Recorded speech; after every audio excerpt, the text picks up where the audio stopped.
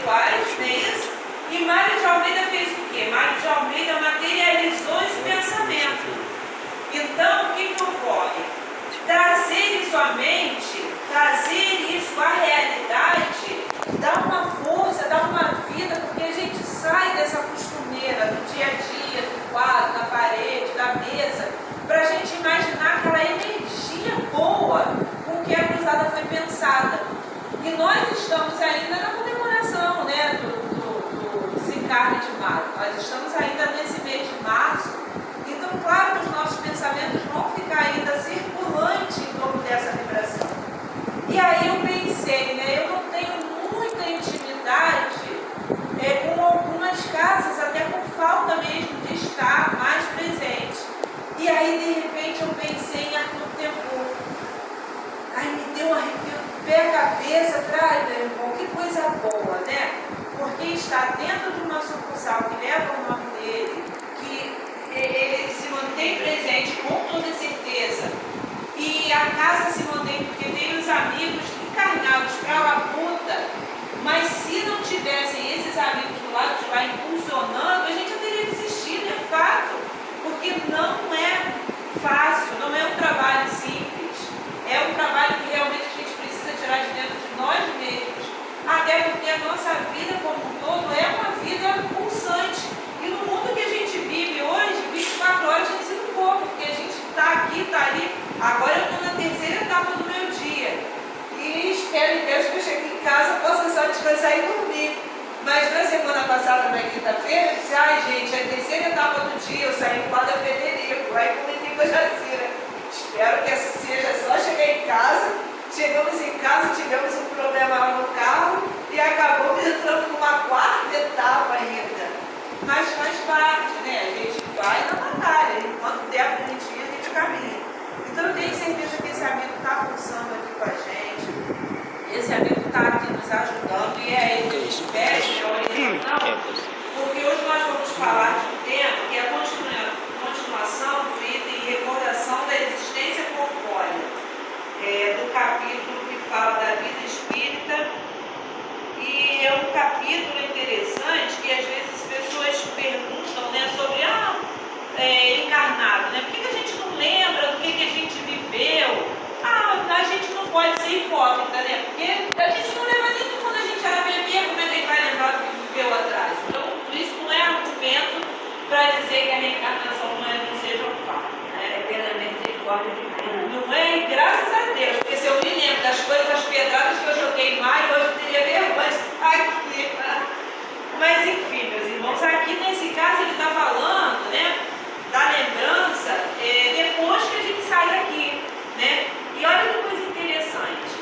Kardec ele tem uma coisa didática que a gente lê, estuda, e a gente não pode simplesmente pensar que todas essas informações são de espíritos como nós, ainda muito arraigados nas coisas materiais. Por quê?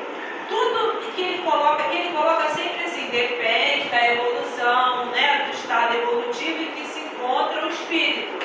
E é fato, porque nós somos espíritos que estamos todos no planeta Terra, encarnados ou desencarnados, orbitando aí, né, para tentar melhorar a nossa condição. Segundo Emmanuel, 21 bilhões de espíritos orbitam em torno da Terra.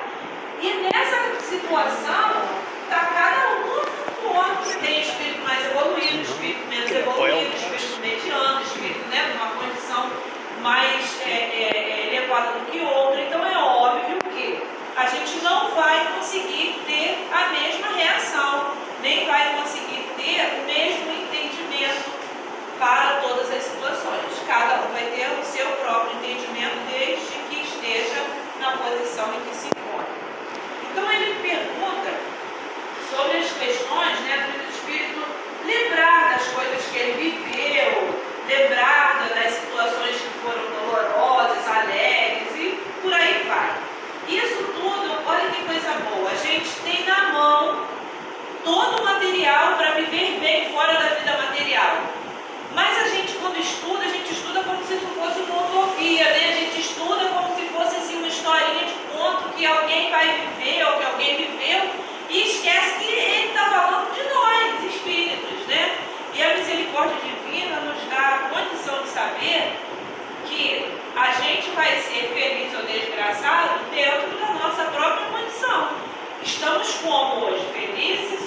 sobre as árvores. Né? Se estamos felizes, vamos melhorar essa felicidade. E se estamos infelizes, vamos trabalhar para que a gente possa vencer a infelicidade e chegar lá aonde realmente a gente tem que chegar. Aí eu faço uma pergunta: aonde a gente tem que chegar?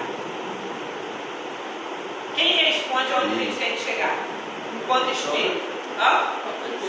A perfeição, exatamente. Você falou alguma coisa? Por que a perfeição? Porque Jesus deixou lá, né, no Evangelho: sejam perfeitos, como perfeito é o vosso Pai. E a gente sabe que a gente pode viver aí 100 anos e não adianta, não vamos, né, conseguir alcançar essa perfeição. E lembrando sempre que é uma perfeição relativa, né, a perfeição absoluta só de Deus. Então, nessa condição, a gente vai, né, caminhando, encarnando, desencarnando, vivendo aqui, vivendo lá, na erradicidade, encarnado, desencarnado. E tudo isso é solidariamente unido, né? Uma coisa necessariamente está ligada à outra. É diferença de perfeição para perfeição. Perfeito é a pessoa perfeita. Perfeição não, já alcançados. Tem diferença de perfeito e perfeição. Então aí ele fala o que aqui? A gente vai estudar hoje o item 312 a 315, é isso, né? Então nesse item 312 é uma continuação das perguntas que Kardec está fazendo, né, aos espíritos. E aí ele pergunta assim: e a lembrança dos sofrimentos por que passamos na última existência corporal, os espíritos a conservam? Ou seja, né, aí na hora que eu fiz a leitura desse item, eu me recordei do meu primo, né, que assim, há pouco tempo nós tivemos, né, um processo longo, de uns 3, longo não, né, um processo até rápido, de 3 meses, em que meu primo passou por um câncer muito agressivo e acabou desencarnando. Ele sofreu muita coisa, né, quem acompanhou percebeu o tamanho do sofrimento dele. E aí a gente tem que fazer um esforço muito grande para não recordar como o corpo dele estava, para que a gente não leve até ele essa lembrança. Porque o que os irmãos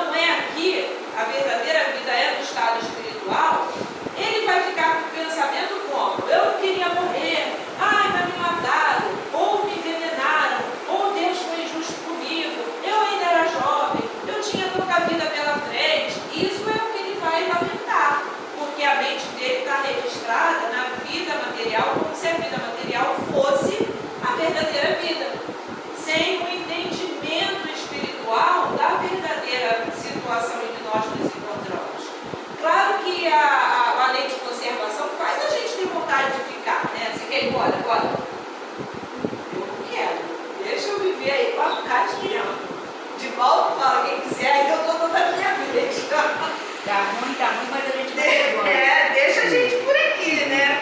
Porque a gente gosta. O grande problema é que a gente pensa assim, não é porque a gente é entendido no assunto de dizer, como o Chico falava, né? Quanto mais tempo a gente passa aqui, mais oportunidade a gente tem de ir expurgando, né, aquelas coisas do Espírito. Seria ótimo se esse fosse o nosso pensamento. Mas não é não. A gente não quer. Eu estou muito agarrada com tudo isso. Eu gosto da vida material. É isso? Então, mas que bom, né? Porque senão, se a gente também lembrasse, os Espíritos dizem, se a gente se lembrar demais de quão bom é viver na espiritualidade, a gente daria um jeito rapidinho de querer ir embora. Então, você vê, se um espírito compreende já que a vida material é só um trampolim, um degrau, uma escada para ele chegar na espiritualidade de uma forma melhorada, e quando ele chega lá, ele diz, ai, que bom, graças a Deus, aquilo passou, e agora eu vou gozar da felicidade espiritual, porque o corpo físico me prendia, eu não conseguia voltar, eu não conseguia colocar o meu pensamento lá na frente, eu não conseguia me comunicar através do pensamento, e agora eu estou aqui na espiritualidade, eu já consigo fazer tudo isso, porque ser livre é ótimo, e a gente acha que é livre, né? E o nosso corpo aprisiona muito a gente. Tanto assim que para a gente ter uma comunicação através do pensamento, a gente tem que ter muita afinidade com aquele que está recebendo ou com aquele que está emitindo. Eu tenho minha prima Andréia, a gente tem uma facilidade muito grande. Às vezes eu estou assim conversando com ela pelo pensamento, ela me liga e a gente fala justamente do assunto e vice-versa.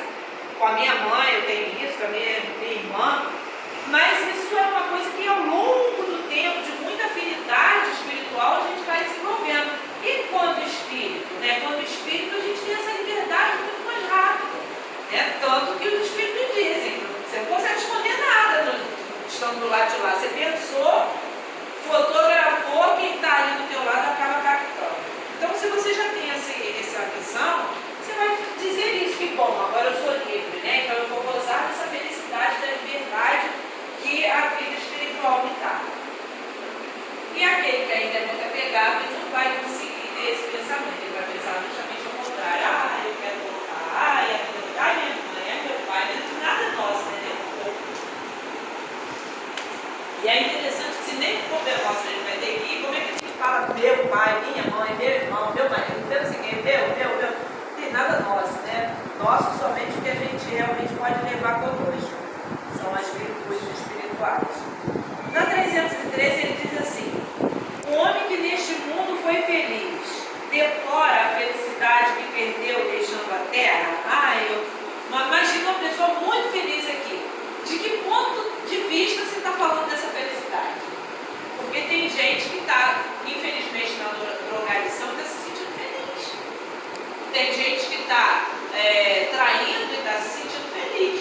Tem gente que está furtando e está se sentindo feliz. Tem gente que está pegando o dinheiro das merendinhas das crianças e levando para fora do país e está feliz. De que tipo de felicidade? Tem gente como Chico Xavier que era mega feliz, né? Porque ele fazia o outro feliz. Tem gente como o Divaldo, que conta sempre o caso, né? Eu sou feliz, gente. Então eu sorrio porque eu sinto vontade de sorrir, não tem um motivo especial. E ele no aeroporto sorrindo, o outro para ele, está rindo de mim ou para mim? Aí ele disse que fez uma pegadinha, nem para o senhor, nem para o senhor, eu sou cego. E aí depois descobriu que não era cego, foi um problema sério, né? Mas enfim, ele é feliz, né? Nós somos felizes aonde? De que ponto de vista a gente está falando dessa felicidade para dizer, eu deploro a felicidade que eu deixei na terra. Aquele que é verdadeiramente feliz, já vislumbrando, né, o bem que faz, como esses grandes ícones da caridade, eles são felizes pelo bem que fazem, mas eles sabem que feliz mesmo, ele será quando ele estiver livre, né?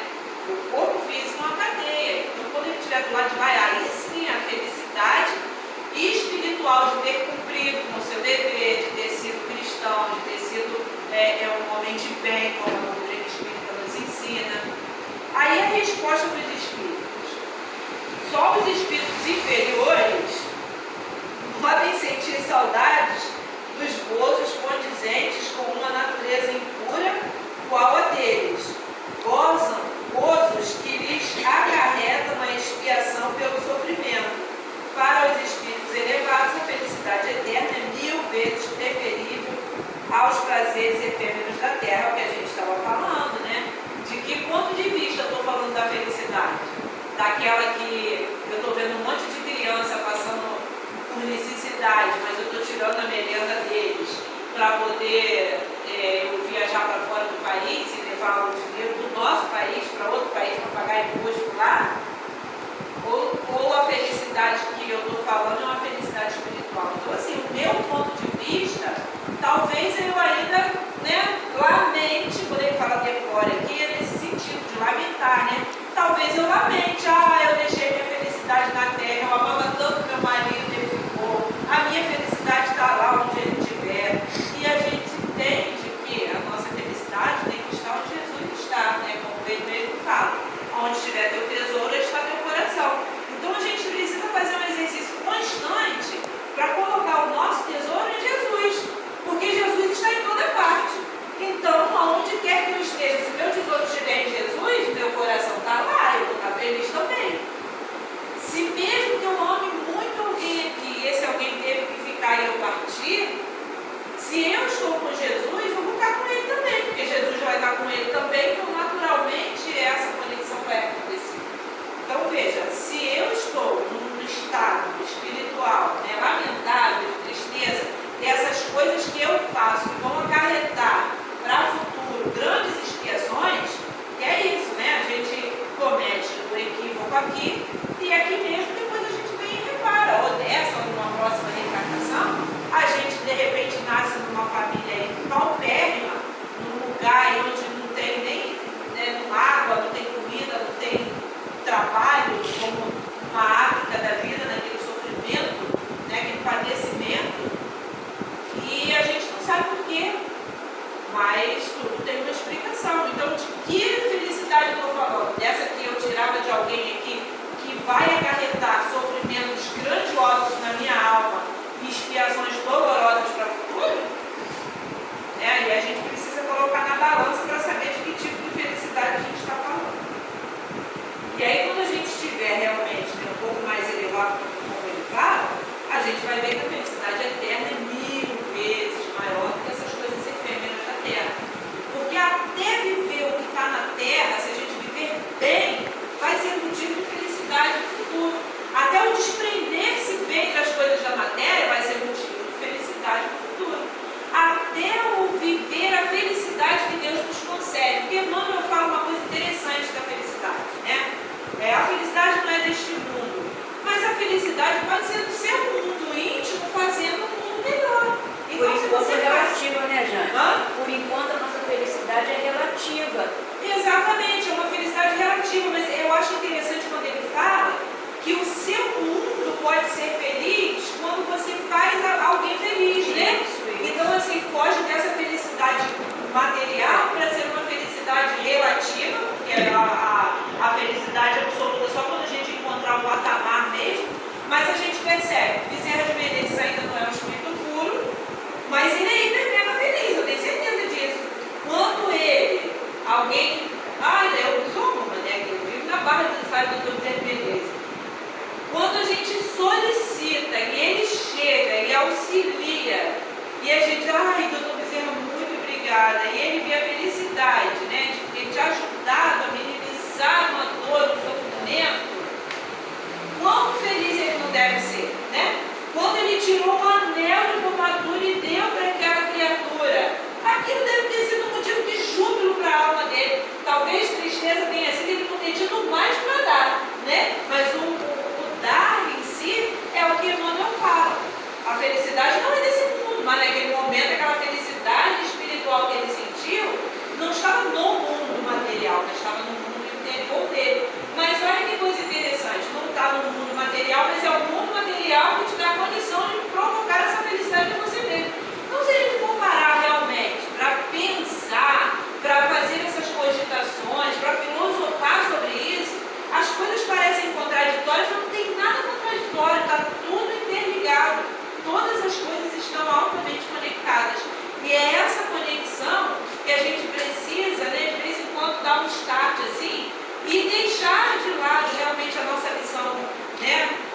bem tacanha, bem limitada, bem somente aquela visão frontal, a gente precisa olhar, né, os lados, olhar para cima, olhar para trás sim, para ver, puxa vida, posso fazer melhor. Não é para dizer, ah, meu Deus, como é que eu fui?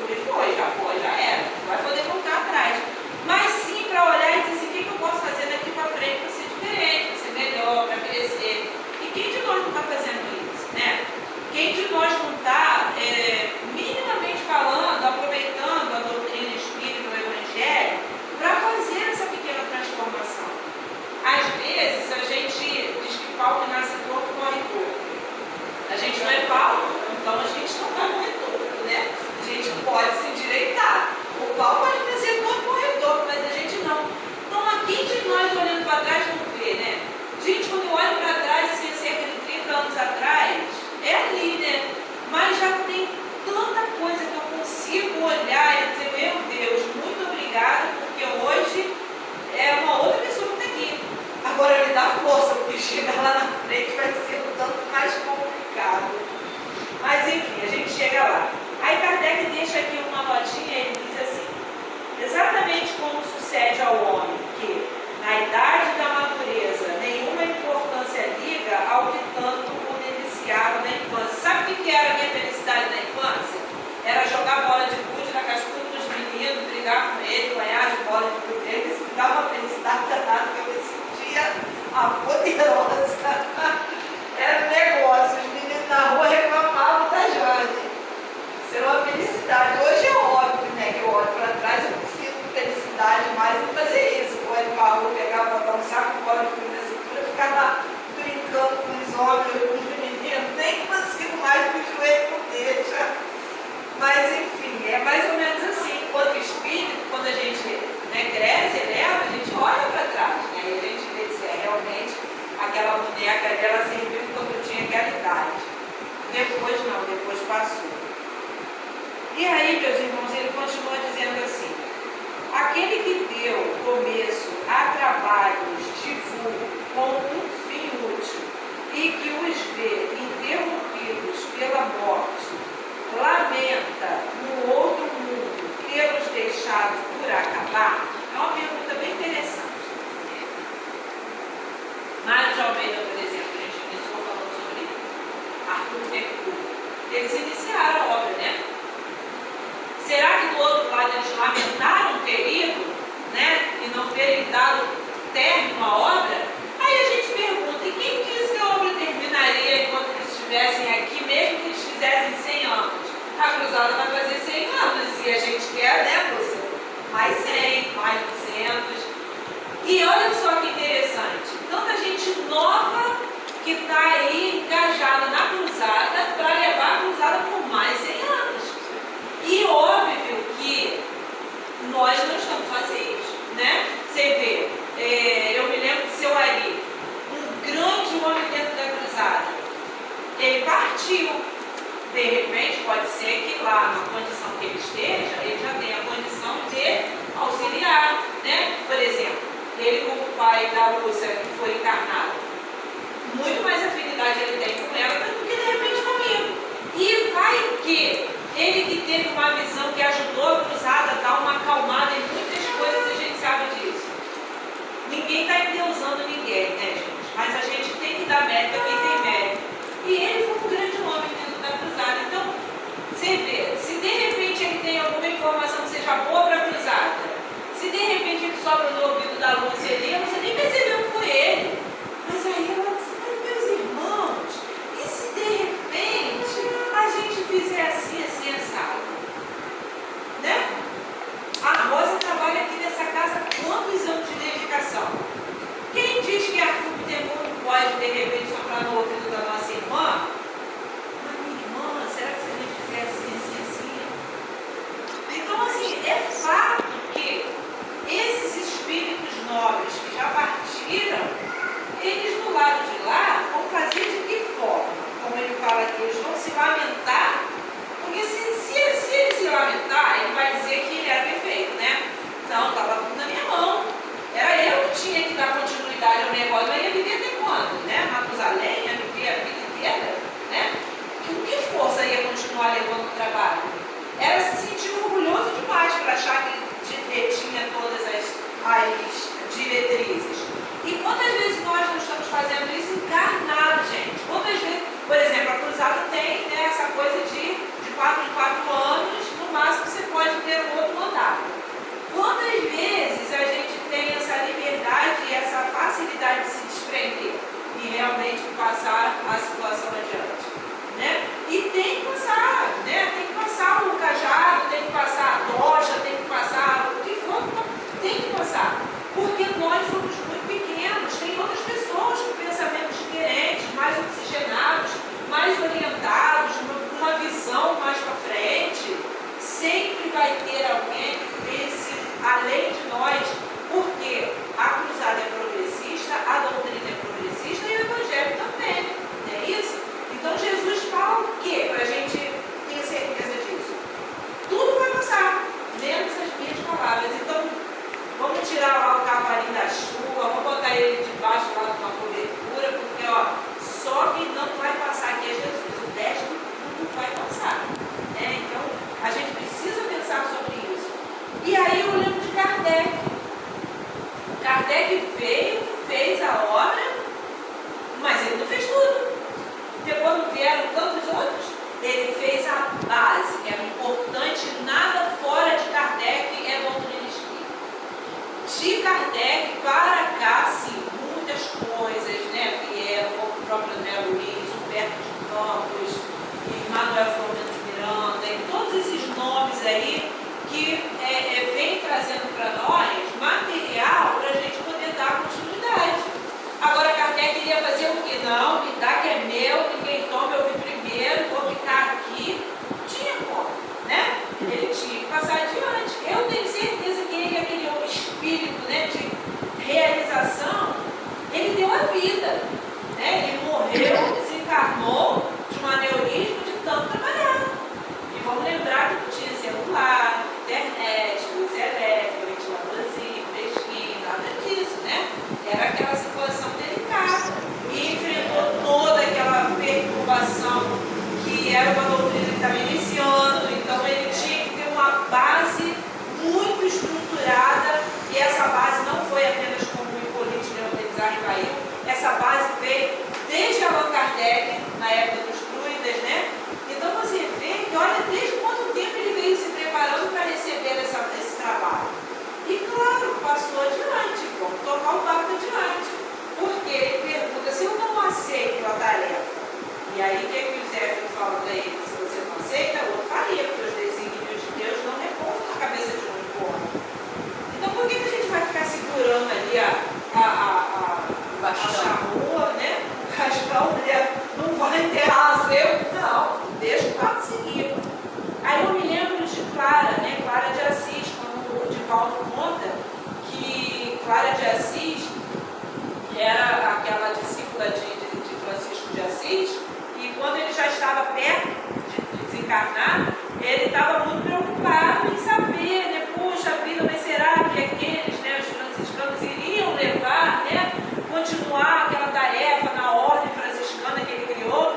E aí Clara fala para ele, mas o senhor, Pai Francisco, é muito apegado. Aí ele é apegado, né? E a história de Francisco de Assis mostra justamente o contrário, desapego só.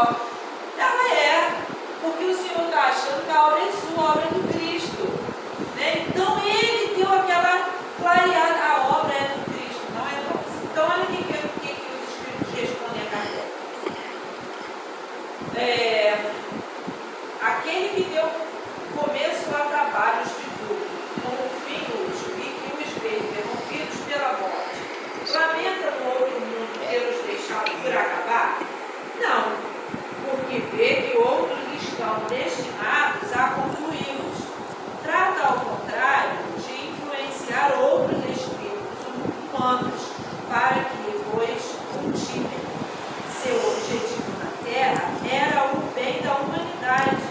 O mesmo objetivo continua a ter no mundo dos espíritos. E aí Kardec vai falando lá na frente sobre aí depende da condição espiritual, né? Tem sempre vírgula mais. Por quê? De fato, um espírito já na condição